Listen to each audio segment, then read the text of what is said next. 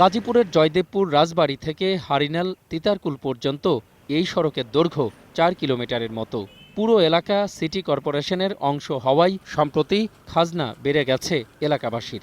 এই ভাঙা রাস্তা দিয়ে দিনে রাতে হাজারো মানুষ গাজীপুর শহর থেকে কালীগঞ্জ, কাপাসিয়া, শ্রীপুর সহ আরও সব এলাকায় যাতায়াত করেন। রাস্তাটা একটু নিচু, সেজন্য পানি জমেই থাকে, খুবই ভাঙা। রিস্কাওয়ালা না করে, অটোওয়ালারা যে গেলে হাইও না করে, তাহলে আমরা যাবো কি হাইডেই আমার লাগে ভাঙা রাস্তায়। ট্যাক্স তো দিলে কাম হয় না তো। রুগী যখন হয় তখন আমাদের এই রাস্তা দিয়ে নিতে গেলে মানে খুব বেহাল অবস্থা, খারাপ আমাদের হয়ে যায়। উন্নয়নের জোয়ারের এরকম যদি পরিণতি হয়, দেখেন একটু রাস্তার অবস্থাটা। এই পানি, তারপরে ভাঙ্গা, এদিক দামের ওইদিকে ড্রেন করে, ড্রেন আটকায় হয়, পানি যায় না। বৃষ্টি নেই, তবু জল জমে আছে ৪ কিলোমিটারের অন্তত ৩৪টি জায়গায়।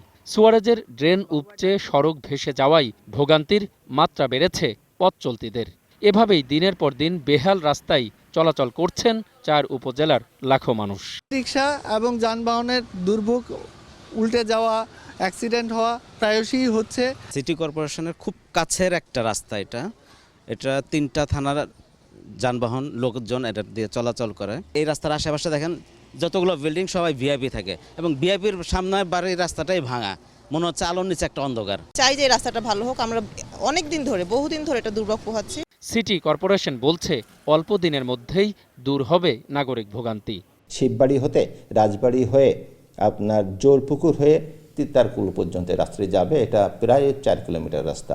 এবার এই সেকেন্ড ফেজ আমাদের জায়গার এটা ধরা হয়েছে। জুলাই বা আগস্টের দিকে আমরা এটা সিপিপি করে আমাদের টেন্ডারে চলে যাব। আশা করি আগামী অর্থ বছরে এর কাজটি আমরা শেষ করব। রাস্তা মেরামতের পাশাপাশি দুপাশে ড্রেন নির্মাণের দাবি ভুক্তভোগীদের। গাজীপুর ছায়াবীথি থেকে হারিনাল যাবার 4 কিলোমিটার রাস্তার এমন বেহাল অবস্থার কারণে এলাকাবাসীর কষ্টের শেষ নেই। প্রিয় দর্শক, আপনার চারপাশে নানা সমস্যা আর ভোগান্তির চিত্র তুলে ধরবে একুশে টেলিভিশন।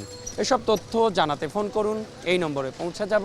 আমি অখিল পোদ্দার, আর একুশে টেলিভিশনের ক্যামেরা আপনাদের দুর্ভোগ দুর্দশায় সবসময় পাশে আছে। একুশে টেলিভিশন।